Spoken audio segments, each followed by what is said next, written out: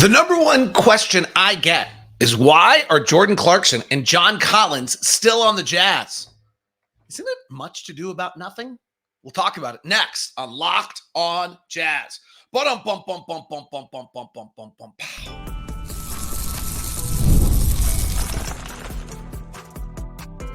You are Locked on Jazz, your daily podcast on the Utah Jazz. Part of the Locked on Podcast Network, your team every day. How are you? I'm David Locke, radio voice of the Utah Jazz, Jazz NBA Insider. On today's show, I'm going to address the number one question I see when I walk around town, the number one question I see on Reddit, the number one question I see on X. I'm going to go to the masses. Why are John Collins and Jordan Clarkson still on this team, and how do they fit? It's a legitimate question, but I also kind of wonder if it's much to do about nothing, and I'll explain that today on the show, plus level of fun with NBA 2K25. A few good notes also on one great sports note having nothing to do with the Utah Jazz that I want to share with you before the show is done. How's that? As I mentioned, I'm David Locke, radio voice of the Utah Jazz, Jazz NBA Insider. This is Locked on Jazz. It's your daily podcast on the Utah Jazz, giving you insight, expertise, geeky numbers, and hopefully making it way better to be a Jazz fan each and every day. Thank you so much for making Locked on Jazz your first listen of the day. We are free and available on all podcasting apps and on YouTube. Please subscribe, follow on YouTube, hit that bell button. I'm trying to get to over 50% of our listeners being subscribers. So if you're watching and listening, please subscribe right now. That would be great. Thank you very much to the everydayers who make this show and this whole entire network go. You guys are simply the best. So I cannot thank you enough for all that you do and how you've made this network what it is. You guys are really the main reason for that. And I couldn't be more appreciative. Today's show is brought to you in part by our friends over at FanDuel. Now through September 22nd, all FanDuel customers bet $5 and get 3-week free trial on NFL Sunday Ticket for YouTube and YouTube TV. Visit FanDuel.com. All right. So the number one question, which I think is legit, like, what are Jordan Clarkson and John Collins still doing on this team? So I think the worry is a little overblown. I'll start there. And let me explain my thought. The two reasons why someone would be kind of wondering why they're still on the team would be twofold. One would be that they're blocking minutes from the youngsters who could play. Okay? So that's the first one. And two, I think if we're being really honest about it, in this weird world that we're in where Cooper Flagg and Ace Bailey and these other guys really matter, it might be a little bit of a question about whether or not they're going to help us win too many games. Okay? Like, I think that is probably the two parts that are there. So, okay, I get it. Neither of them, frankly, had statistically such great years last year that you're saying to yourself, like, oh my gosh, they're gonna add 5 wins to the roster. Let's be perfectly honest about that for a minute. If Jordan doesn't straighten out his year last year, he frankly, he really had a way off year. But let's dig into it. So those are the two things that I think are there. One is that people are like, well, they're blocking the path of our youngsters. And number two is the fact that they would help us win too many games. So on the blocking the path of the youngsters, let's start with Jordan Clarkson. The Jazz guard line right now is Keontae is going to start, you would assume, and probably play about 32 minutes a night. And then the Colin Sexton is probably our second best player at this point. And I don't know that he starts. I actually think there's a real chance that Jordan starts. And Colin played last year about 26 minutes a night, 27, which was up from his 24. And he's probably going to, let's keep him at 26. So that's 58 of the 96 guard minutes that we have on the roster. And there's still 38 minutes there to be distributed amongst our other guards. So let's address the first premise, that Jordan is blocking the route to minutes played by our young guards. So if that's the case, then you're talking about Bryce Sensabaugh and you're talking about Isaiah Collier. If we're perfectly honest, truth serum for a minute,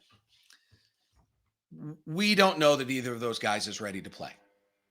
And I'm certain, actually, that I'm not sure that they're ready to take a combined 40 minutes a night.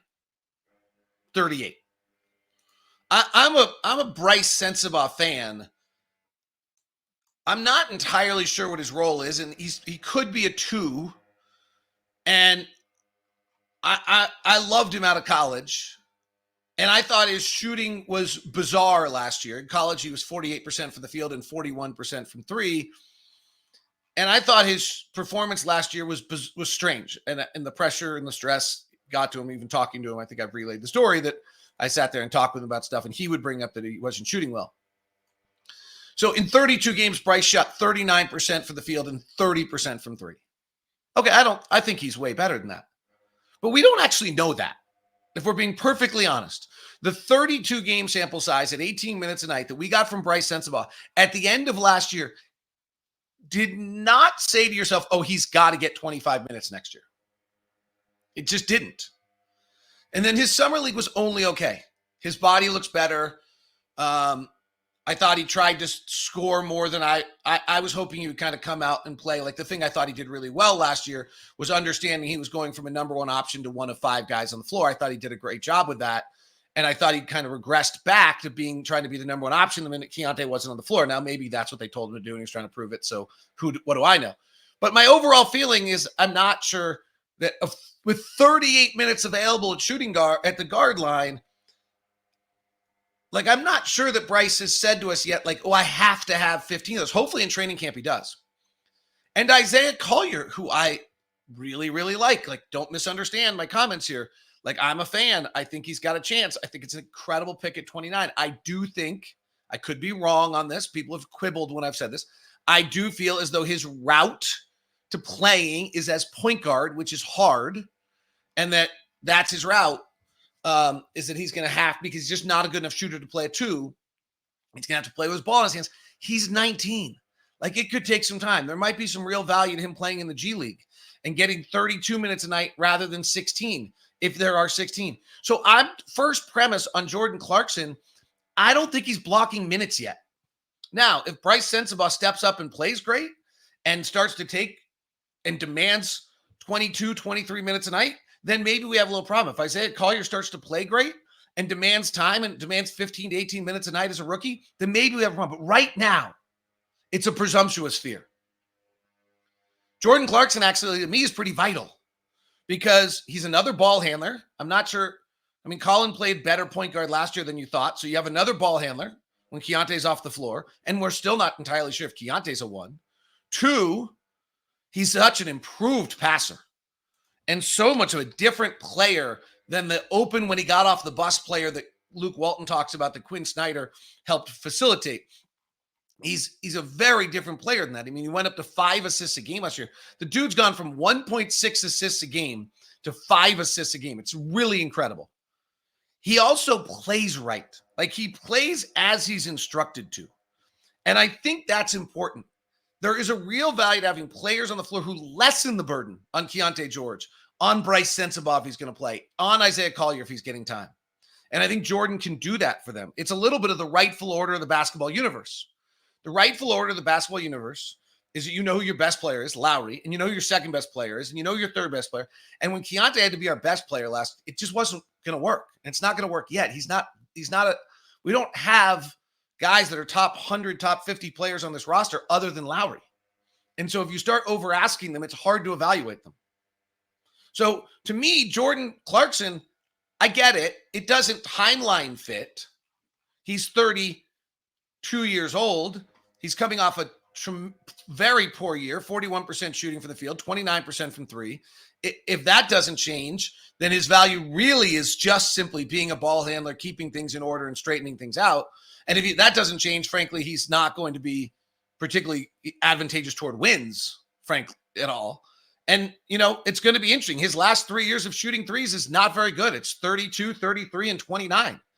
Like if Jordan's a high volume 31% 3-point shooter, that's not great. So there's a real question of whether what his basketball value is coming off a tough year, but I think his roster value is actually really clear. We need minutes, we need order, we need structure, we need to play in the rightful order of the basketball universe, and we need a guy who's doing the right thing, making the right effort, who's got a fairly good head on his shoulders. The thing about Jordan, I think that's underrated, is how incredibly competitive he is, and he does have a tendency to get down on himself, and he's matured through that a little bit. Jordan's a valuable piece to this roster for all the reasons, probably not the one, which is like his basketball acumen. I think that to me right now is the biggest question for Jordan, is a little bit of his rightful order of the basketball universe got disrupted. Instead of being the 5th or 6th guy, he had to be the 1 or 2 at times. And it didn't work out that well the last 2 years. How about John Collins? That one is a little more complicated, and we'll talk about it next on Locked on Jazz. Today's edition of Locked on Jazz is brought to you by my good friends over at Murdoch Hyundai. That's right, Blake Murdoch and the Murdochs bringing you Murdoch Hyundai in the brand new building at 4646 South State Street, also in Logan and in Linden. Why Hyundai? Well, for me, why Hyundai was price, safety features, drive, value, bells and whistles. When you put it all together in my little match, absolutely couldn't find anything better for what I wanted in a car. And that's why we've bought 3 of them. So it's been a very good sponsorship. I single-handedly fund the entire sponsorship.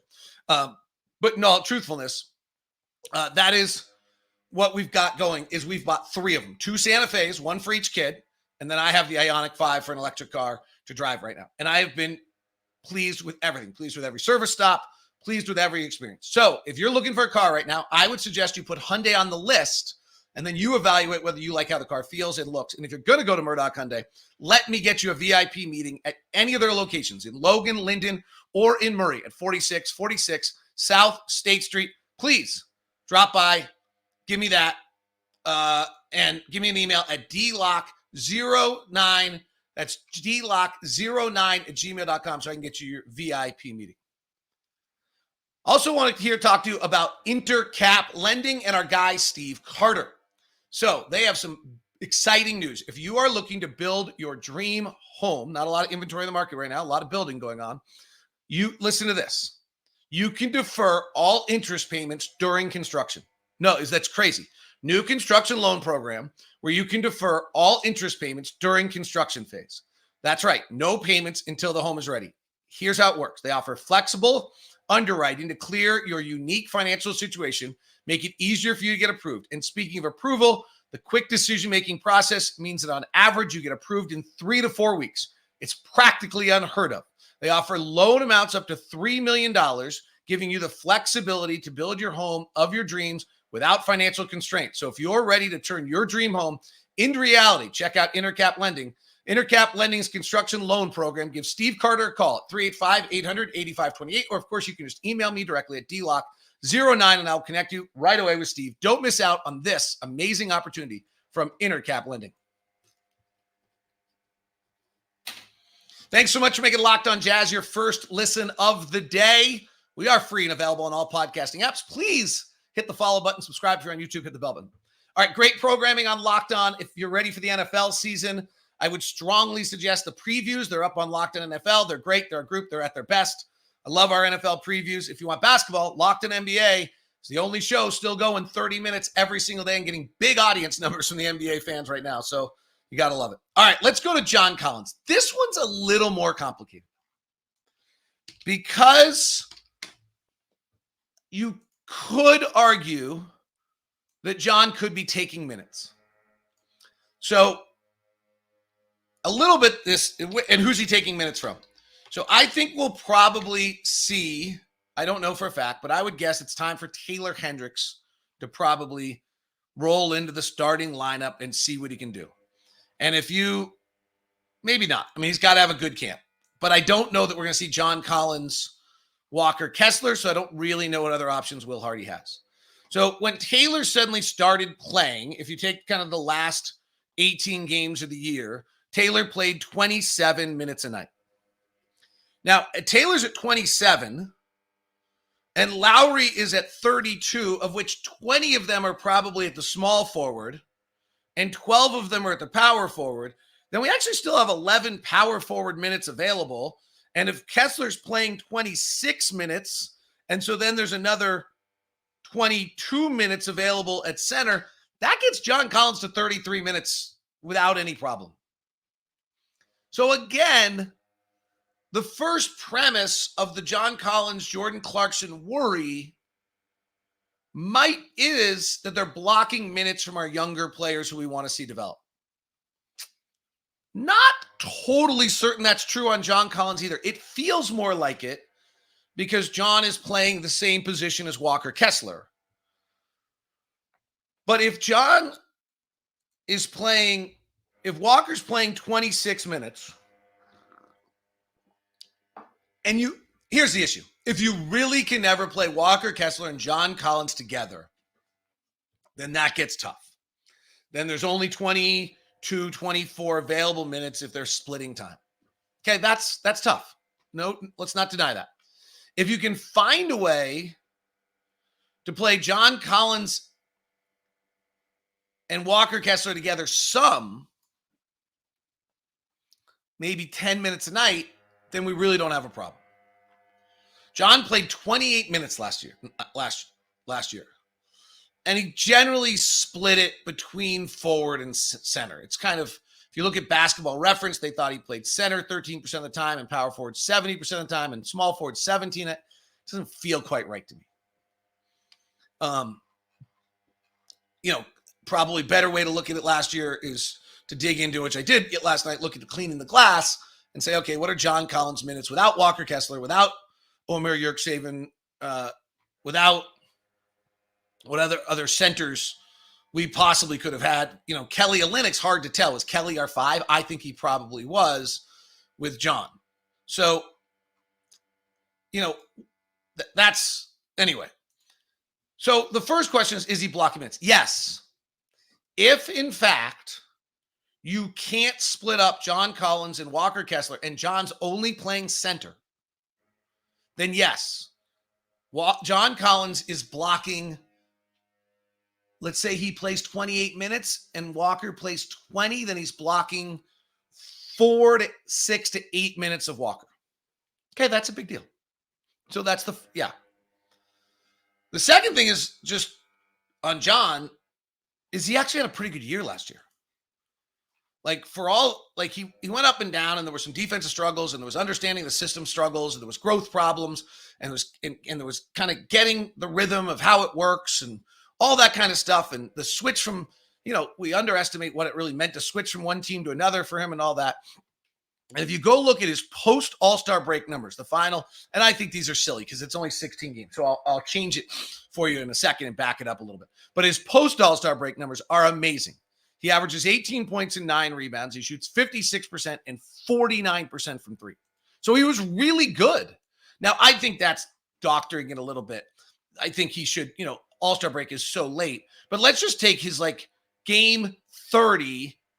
He played 68 last year, or just split it in half. Let's take game 34, which is January 8th, to game 68 and look at it. And so that's his second half of the season. He shoots 57% from the field, 37% from 3. He averages 16 points and 9 rebounds.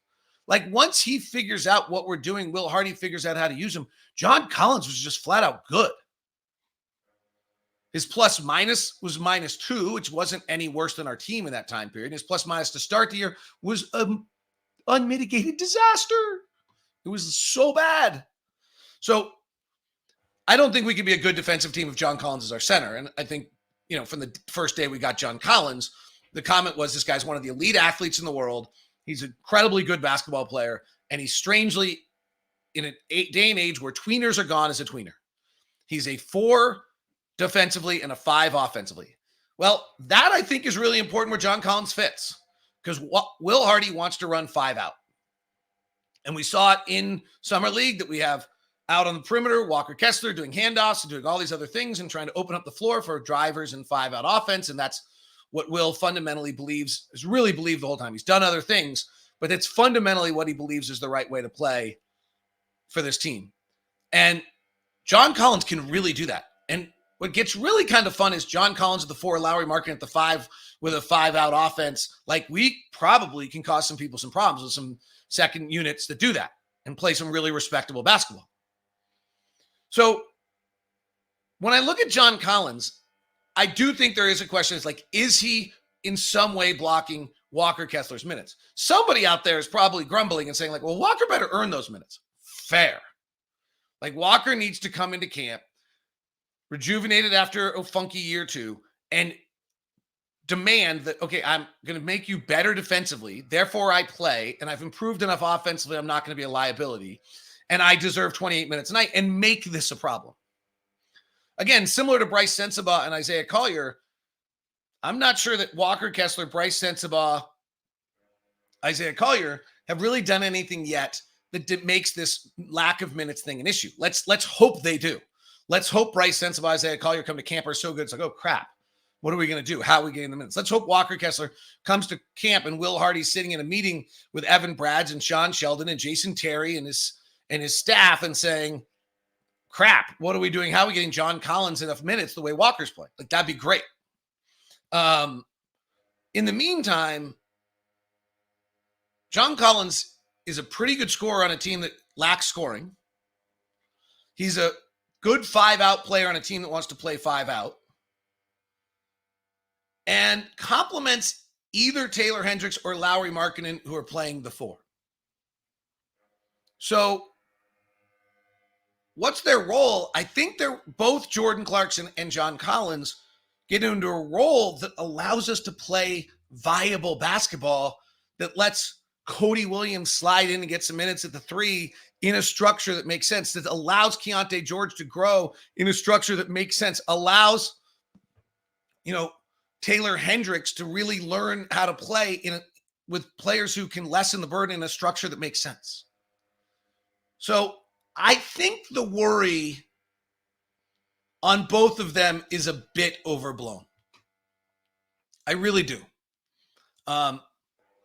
Without being condescending, I don't think either of them are playing so great that they're going to vault our win total a dramatic amount.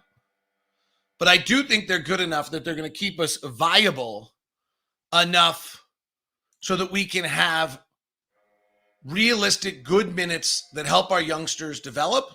And I'm not entirely sure that I see a real blockage of minutes, which is probably the most important thing. Let me be clear on one thing here. There just aren't that many players in the NBA that impact wins 3 or 4 games. Like, that's a very big thing. And I just don't think there's that many players to do it. So that's why I'm not saying I think Jordan and John do that. Because there just aren't that many players that you put them on a roster and you suddenly win 4 more games because of it. If that makes sense. All right. Tidbits of notes, including the 2K25 rankings for all our Jazz players and some other fun things next. And a sporting event that happened 31 years ago that's worth a shout out. Today's edition of Locked On Jazz is brought to you by FanDuel. Our friends over at FanDuel are the official sportsbook of Locked On, and they're the #1 sportsbook in America. FanDuel's got a special deal for you right now, just so you can get ready for the NFL season. Now through September 22nd, all FanDuel customers can bet $5 and get a 3-week free trial of NFL Sunday Ticket from YouTube and YouTube TV. Then with YouTube TV base plan, you're able to watch every regular season game Sunday afternoon out of market game. All you need is a Google account and current form of payment, and you can cancel anytime. So visit FanDuel.com. Download America's #1 sportsbook. It's FanDuel.com. And by the way, if you want to get involved this weekend, NFL starts on Thursday. What do we got for the NFL lines? Thursday night, the Chiefs are a 3-point favorite over the Ravens. And then we've got the Friday game, which is the Eagles and the Packers. And the Eagles are a 2.5-point favorite against the Packers. And then we get going on Sunday with all sorts of them. Your Denver Broncos, led by Bo Nix, are a 5.5-point dog to my Seahawks. It's all over at FanDuel.com. That's FanDuel.com. Thanks so much for making Locked On Jazz your first listen. Well, you want Jazz, we're talking Jazz. Click on it, Locked On Jazz, every time you want it. All right. NBA 2K25 came out. Lauri Markkanen ranked as the 40th best player in the NBA with an 86 rating, the exact same as he had last year. The players ahead of him, see where you quibble. Jaren Jackson Jr., Jamal Murray, Kristaps Porzingis, Chet Holmgren, DeMar DeRozan, Drew Holiday, LaMelo Ball, Karl Anthony Towns, Pascal Siakam. Feels like the image of Karl Anthony Towns has changed pretty dramatically for the playoffs last year. Again, guys better than Lowry, Jaren Jackson Jr., Jamal Murray, Kristaps Porzingis, Chet Holmgren, DeMar DeRozan, Drew Holiday, LaMelo Ball, Karl Anthony Towns, and Pascal Siakam. Quibble a little bit. I think Siakam can put the ball on the deck and score, but he can't shoot. He and Lowry are interesting kind of mix to each other. Who's the Jazz second best player, which has always kind of been our ongoing question. According to NBA 2K25, it's Colin Sexton, who got an 80, exact same rating as he had a year ago. Walker Kessler dropped from an 83 to an 80. John Collins stayed at 80. So they don't know who our second best player is either. They have Sexton, Kessler, and Collins. They would have our five best players being Keontae, George, Collins, Sexton, John Collins, Lauri Markkanen, and Walker Kessler. Maybe that's what we should start. Clarkson comes in at a 79. Hendricks is 77. Eubanks is 76. Mihailuk a 73. Sensabaugh 72. Patty Mills is 72. Cody Williams is 71. Collier is 71. And Filipowski is 70.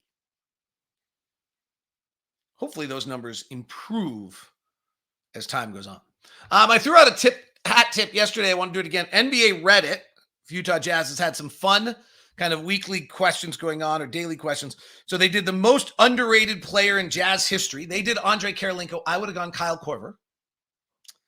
They did the most overrated player in Jazz history. They went Dante Exum. It's an interesting question. Most overrated player in Jazz history. They did the best player ever, and the guy who won 2 MVPs didn't get it. John Stockton did. The worst starter ever, I think Keith McLeod won. I would have gone John Lucas III. I love Shelvin Mack, but maybe. Funniest guy they had was Joe Ingles. Fasenko should have gotten a little run for that one. Player with the most potential. So it's probably the same thing as your most overrated, though that might have been Deshaun Stevenson to me. He had the most potential and turned out to be all right. Best passer, John Stockton, certainly. Most annoying, Enes Kanter. Most wasted potential. I don't know on that one. Interesting questions, but that's all at the Utah Jazz Reddit right now. I wanted to give him a tip of the hat. I thought that was super fun. All right, two things before we wrap up the show and kind of a collection of things here today. Caitlin Clark plays tonight. I'm in. Since All-Star break, 25 points, 5 rebounds, 9 assists a game, shooting 48%, 39% from 3, and 92% from the free throw line. They're 8-2 in their last 10. They're 16-8 since a slow start. And they play tonight, I think at 5 on CBS Sports Network. You got to search to find these things. And here's what I want to shout out for those who are old enough to remember this. 31 years ago today, Jim Abbott threw a no-hitter. One, it's crazy it was 31 years ago because I remember it like yesterday. That means I'm really old. But Jim Abbott threw a no-hitter. If you do not know about Jim Abbott did not have a right hand. And Jim Abbott pitched in the major leagues, and he would have his glove on, sitting on his left hand. He would pitch, and then he would flip it around, and then he would get the glove on so he could field it. And if he fielded the ball, then he would take it out and find a way to throw it. It was incredible. One of my favorite pictures I have of my fandom as a kid is this was in 1990. I have a picture of Jim Abbott pitching to Bo Jackson, which is one of the coolest pictures I have at Anaheim Stadium. So I just thought I'd throw out a tip of the hat to Jim Abbott. If you do not know about Jim Abbott, we have a wonderful thing called the internet. You can Google and look up Jim Abbott and learn about him. But he's a good inspiration for your day-to-day. Thanks so much for tuning into Locked On Jazz. Probably no show tomorrow, but Friday we'll do an Ask LOJ edition. You're the best. Thank you for staying to the end of the show. Please subscribe and follow the show. If you're on YouTube, hit the bell button so you're notified whenever we go live. Great to have you aboard. I appreciate it so much. We now send you, if you're on audio, 60. And if you're on video, we're going to send you over to what was the first ever 24/7 national sports channel on YouTube. It's called Locked On Sports Today.